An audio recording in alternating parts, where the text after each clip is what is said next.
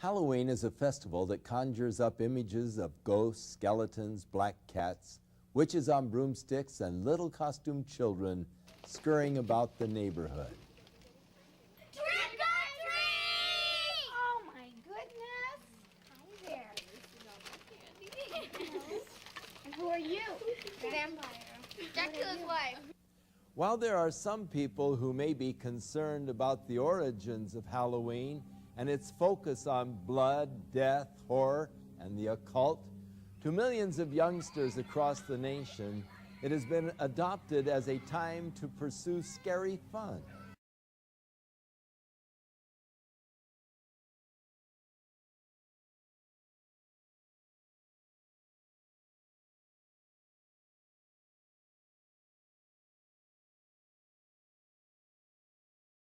It is an opportunity to dress up in ghoulish or fanciful costumes, to engage in the fantasy of being a witch or a vampire, ghost, or devil.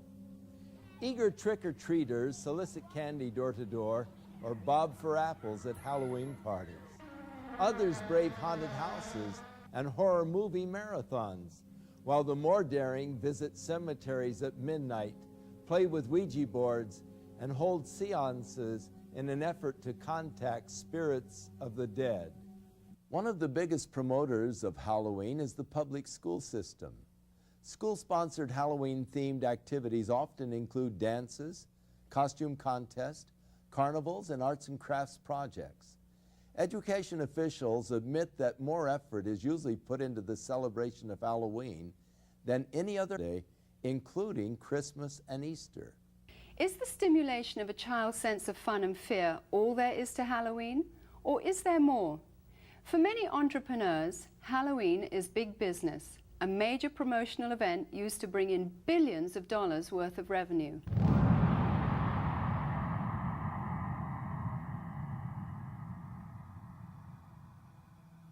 In addition to the usual costumes of cartoon characters for children, a growing number of outlets are featuring more macabre and sinister creations for purchase.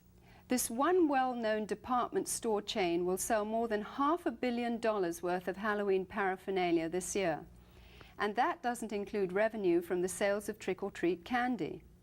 Costume shops such as this one are able to stay in business year-round as a result of the tremendous sales and rentals they receive during the Halloween rush. Farmers also view Halloween with an eye toward making big profits. Pumpkins are a traditional Halloween accessory used by households nationwide as jack-o'-lantern decorations. This one Southern California field of only 164 acres will yield nearly $250,000 to its owner.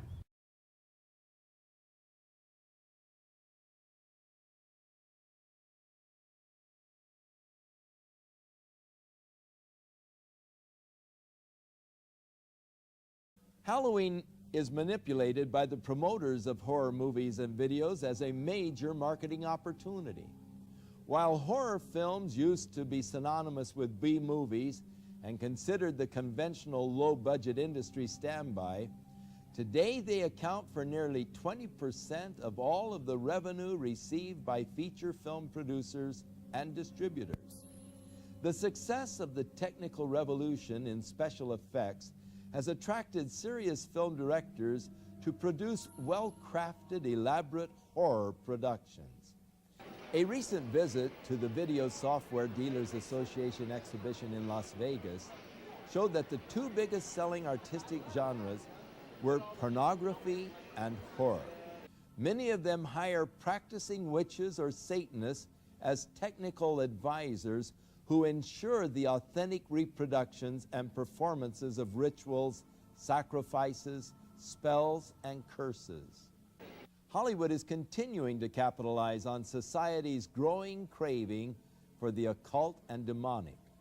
The irony is that while these producers label such films as fun and make-believe, people are so hyper during the day, they need to come home and watch something that's totally unreal so they can release themselves from all the pressures. It's just the type of thing that makes you laugh and forget about life. Over the last 2 decades, most horror films have become far more graphic in their depictions of violence and cruelty. Movies affectionately known as splatter films routinely detail torture and dismembering of bodies, drinking of blood, cannibalism, rape, and a host of other grotesque atrocities.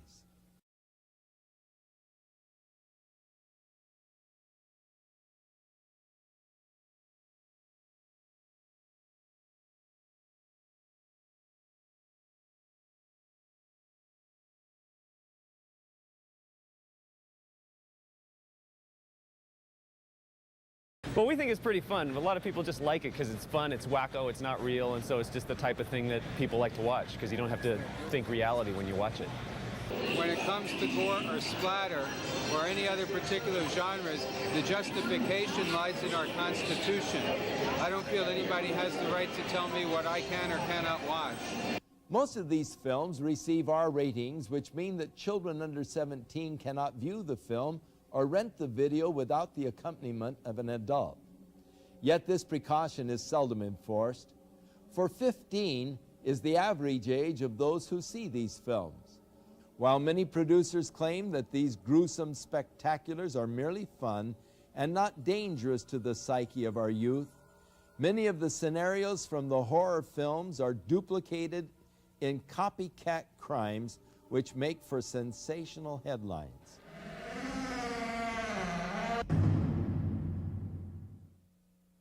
Glenn Hobbs was initiated into a satanic coven as a child by his grandfather and continued participating for many years.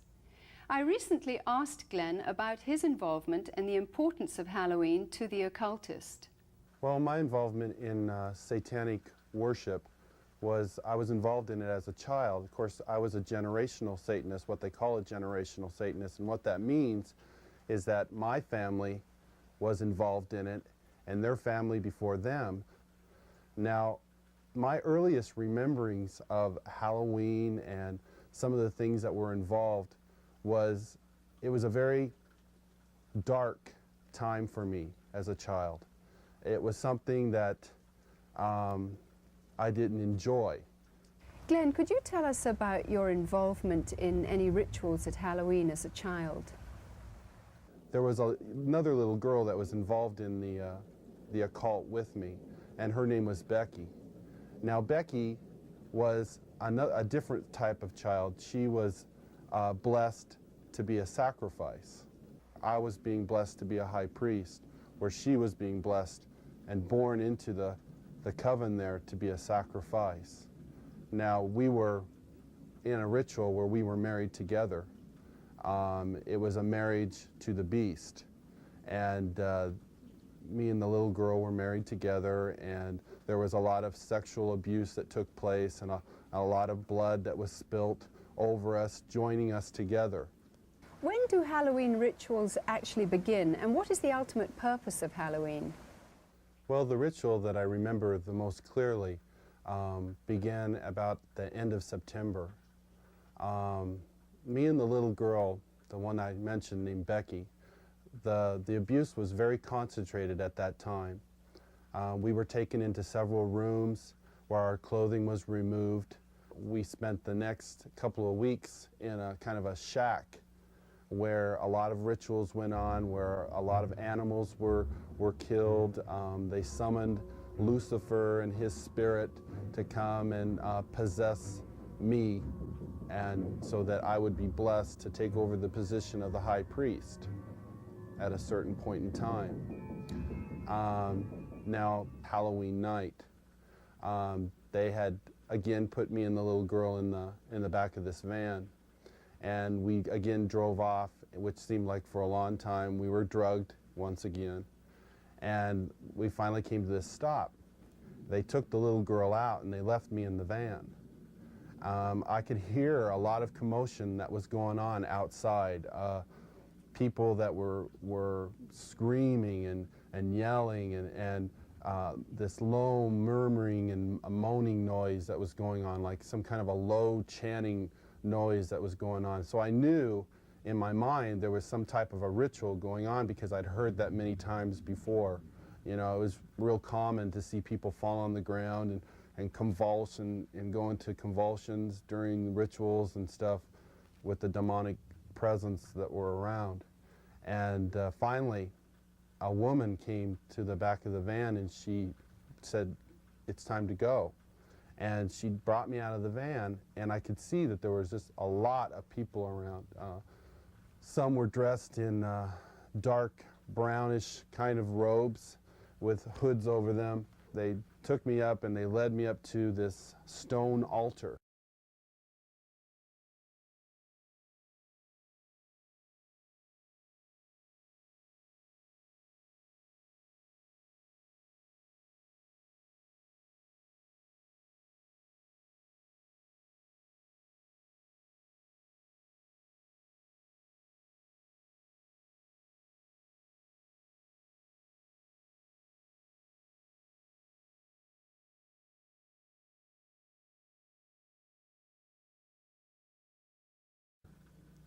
And I remember I saw the little girl, and she was on the altar.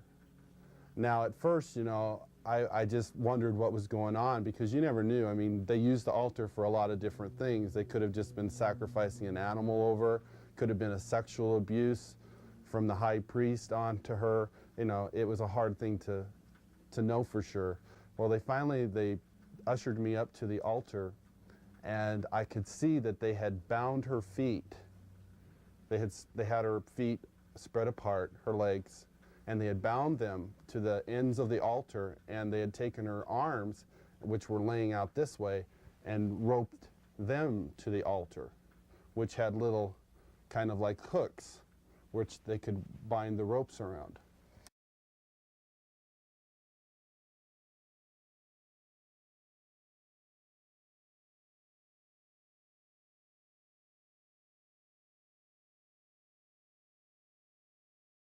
And she was really white.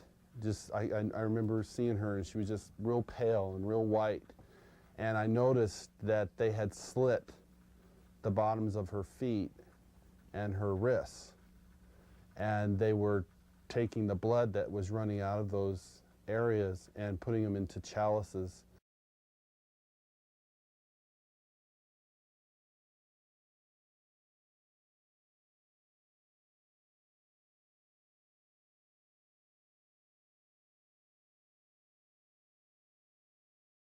And passing those cups around to different people who were partaking of her blood. Then the high priest, he took the athami, or the ritual knife, and he picked it up and he put my hand on it, and then he forced it into her chest. So when I think back on Halloween, you know, over that period of time that happened, you know, that was the climax event, Halloween night, where they killed that innocent little girl. And this is something that's happening every Halloween. That's not just an isolated event. I mean, there are children all over the world who are losing their lives during Halloween night, and yet we, as a society, we go out and celebrate it, and we go door to door and we ask for candy, and it's a big celebration to us. And I think it's quite ironic how one group of people are thinking it's fun and another group of people are taking human life, and yet they don't, you know, there seems to be this wall and nobody wants to face the facts of what's really going on. Today, reports from all over the world show a growing concern over the mushrooming attraction towards the occult. Heinous crimes connected with the occult, according to police, are reaching epidemic proportions. Halloween is the time when community service organizations warn that children and animals are most likely to be abducted. Glenn, you've now been a Christian for some time. What is your reaction when you see Halloween celebrated by people? Whenever Halloween time starts coming around, about the 1st of October, you go into the stores, you see the costumes, you see the mother with her little girl putting the witch's hat on her, and the little boy getting excited about getting the devil mask, and you see the candy, you see the Halloween pumpkins, you see people decorating their houses with skeletons and all these symbols of death. You know, it only serves to bring back horrifying memories to me. Memories of death, memories of children being so abused, so ripped of everything, their character, all in the name of Satan. If a person could really stop the next time they go into that store and realize that there are children who are going to lose their life because people are taking this a step further. There are people out there who don't just celebrate Halloween with trick-or-treat candy. This is a religious holiday to them. This is something that is holy and sacred, and they are taking innocent human life. I can't say, go ahead and have Halloween fun. It doesn't matter if you're participating in Halloween, even if you're not a Satanist, you know, if it's just for fun. No, because these Satanists are using this as a smokescreen. Glenn, you said that Halloween is a religion of Satan. What do you think when you see churches and Christians celebrating Halloween? It makes me sick.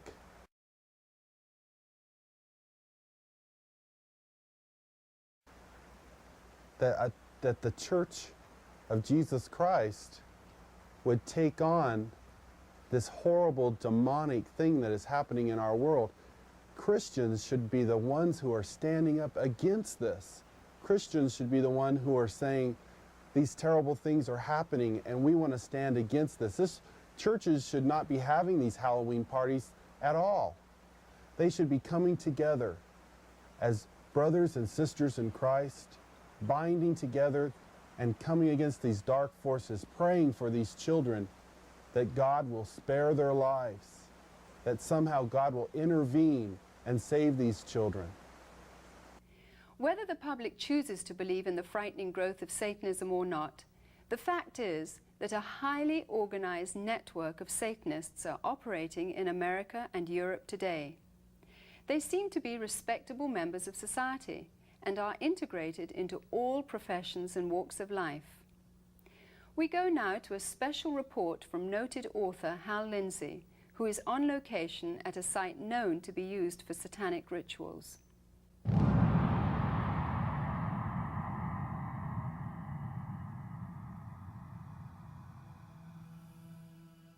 We came out to a place in the hills east of Los Angeles, to a location that has been identified in the past with ritual worship and, we believe, Satanism.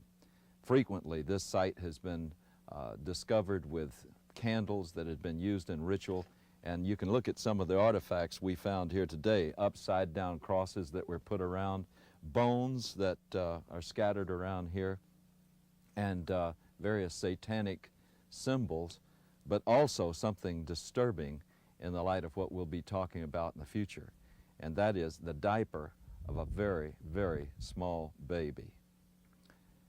You know, I believe that this country is experiencing a pagan invasion, including a new upsurge of practice of witchcraft, the New Age, and as we will talk about today, outright Satanism. Around the middle of the 1960s, there was a dramatic upsurge in satanic worship, beginning with Anton LaVey and his writing of the Satanic Bible and the founding of the Church of Satan in San Francisco in 1966. I watched as this accelerated, not just in the West Coast, but around the country. When Charles Manson... It's nice to unwind after a long week of telling people how Liberty Mutual customizes your car insurance so you only pay for what you... and his gang in 1969. Satanic Bible and the founding of the Church of Satan in San Francisco in 1966. I watched as this accelerated, not just in the West Coast, but around the country. When Charles Manson and his gang in 1969 committed the horrible, brutal crime at Sharon Tate's home, this was done in connection with all of the paraphernalia of Satan worship. This started a whole avalanche of satanic crimes. We've seen serial murders. We have watched as one after another has been brought to light.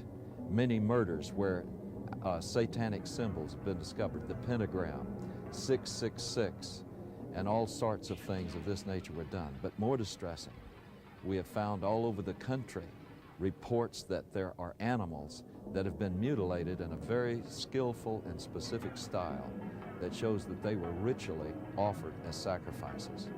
There are now confirmed cases where there have been girls that have been used as breeders, and their infant children have been sacrificed to Satan. Halloween seems to be the high holy day for the Satanist and the occultist. Halloween is the time when all across the country, in secret little places, in the dark, there will be little babies sacrificed to Satan. You don't believe it? I know it's hard to believe myself, but there has been such an acceleration of worship of Satan that we believe that these sorts of things are happening, and we have evidence that they are. Satanism exists in this country as it exists elsewhere. It is appallingly evil. It is about murder.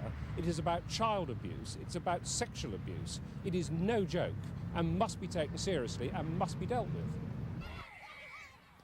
If they can ritually abuse children, if they can in any way sexually abuse children, anything to destroy a child's innocence or their trust or their wonder at the world, they will do it.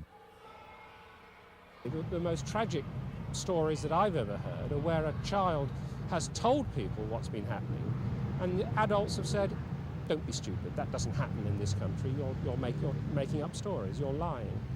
The problem we're coming across is that the higher officials in these public organizations do not want to acknowledge that this is occurring.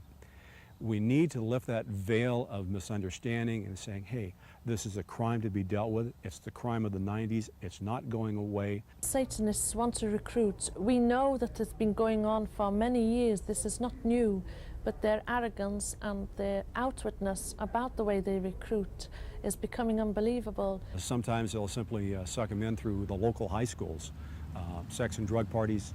We have an epidemic of young people participating in some strata of Satanism. Now, that doesn't mean that they're all out sacrificing human beings, but they may very well be doing the rituals that involve mutilation of animals. One fire department individual told me all of the woods around our area have these types of rituals going on. It is believed that if you kill an animal, that exerts a tremendous amount of energy that the people there can sort of vampirize on, and so animals would be slain. And this is especially true on the high holidays like Beltane and Samhain, Halloween and May Eve. There's something about sacrifice. If you do it once, you want to do it all the time. Once you've actually passed the barrier of sacrificing an animal, you get this sort of bloodlust where you really want to do it. And I really wanted to do it.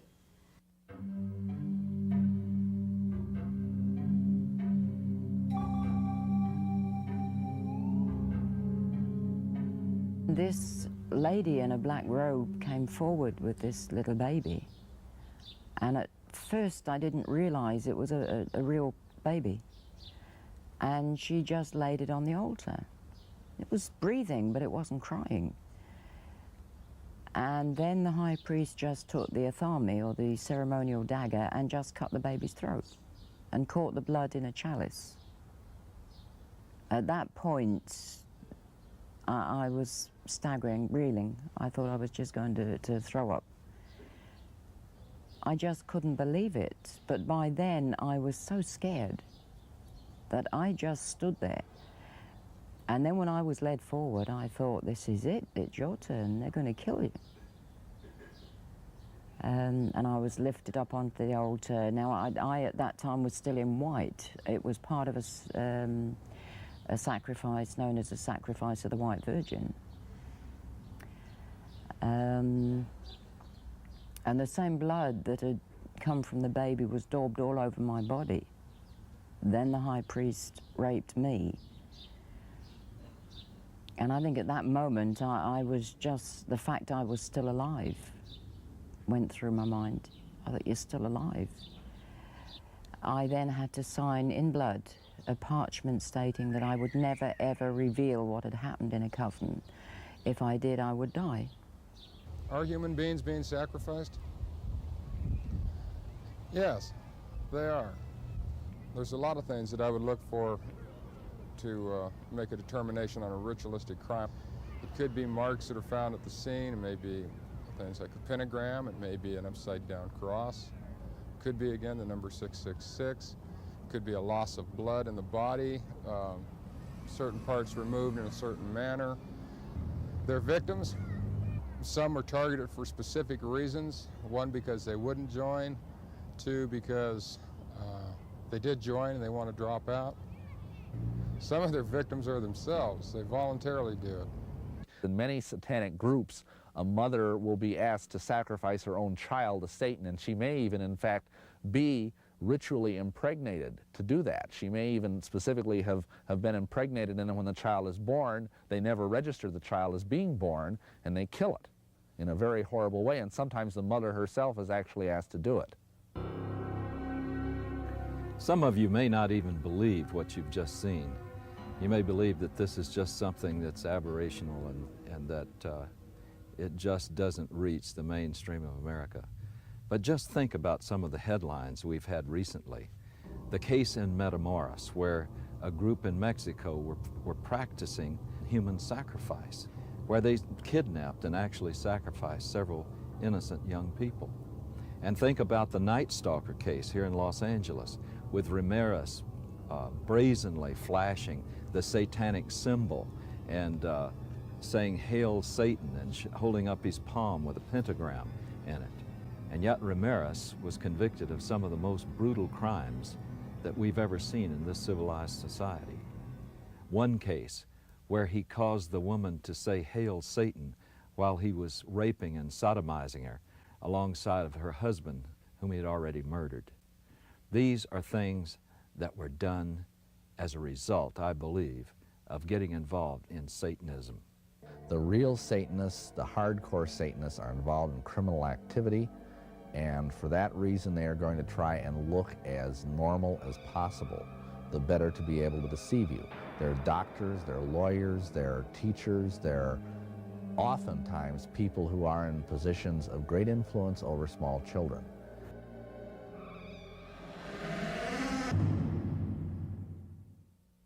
In a recent letter to syndicated advice columnist Ann Landers, a concerned parent wrote of a fourth-grade teacher who had asked her students to write a short essay on what they would most like to do to celebrate Halloween. 80% of her 9-year-olds expressed the wish to kill somebody. It is easy to see how Halloween's ambiance can promote an unhealthy desire for violence. All of today's seemingly innocent Halloween customs and symbols have their origins in the ancient Celtic Day of the Dead. For example, the practice of trick-or-treat is from Celtic tradition, where people gave food in return for blessings from spirits of the dead. Failure to supply treats would result in demonic retaliation. Jack-o'-lanterns grew out of the Celtic tradition of carving the faces of demonic spirits on turnips and later on pumpkins. The World Book Encyclopedia says the apparently harmless lighted pumpkin face of the jack-o'-lantern is actually an ancient symbol of a damned soul.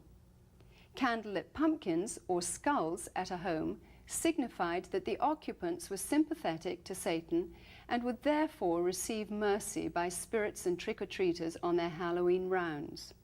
Perhaps the most sickening of all Druidic New Year practices were the human sacrifices which occurred at midnight.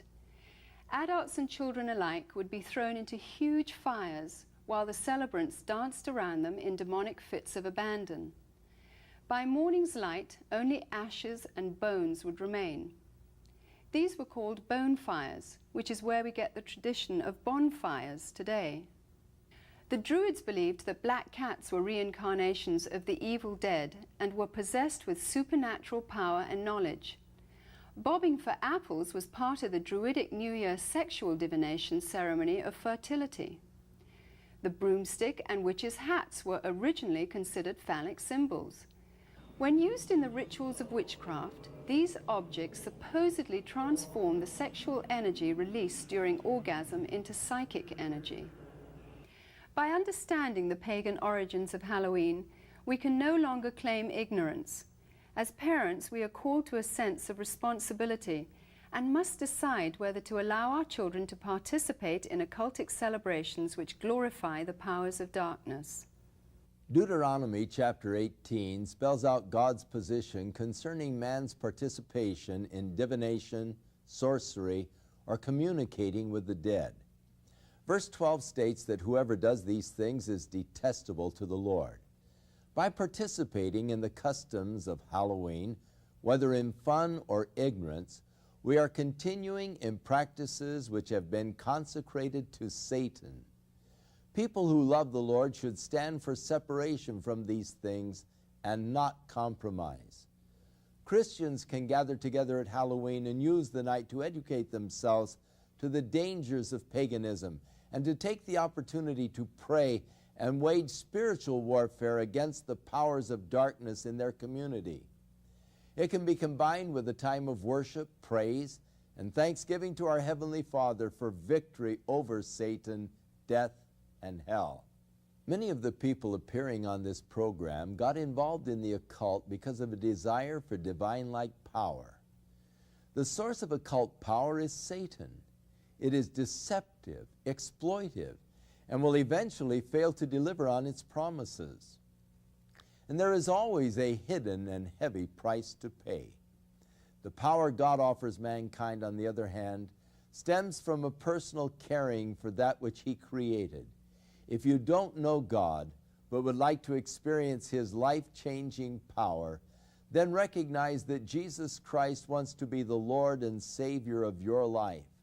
If you accept the fact that His death and resurrection is payment in full for all of your sins, you will have everlasting life. Within all of us, there is a God-shaped vacuum. Throughout the ages, man has attempted to fill that void with the things of the world. But it is only through a relationship with our Creator that we can be truly satisfied. His Holy Scriptures reveal the way in which we can be reconciled to God, and that is through the provisions of His Son, Jesus Christ.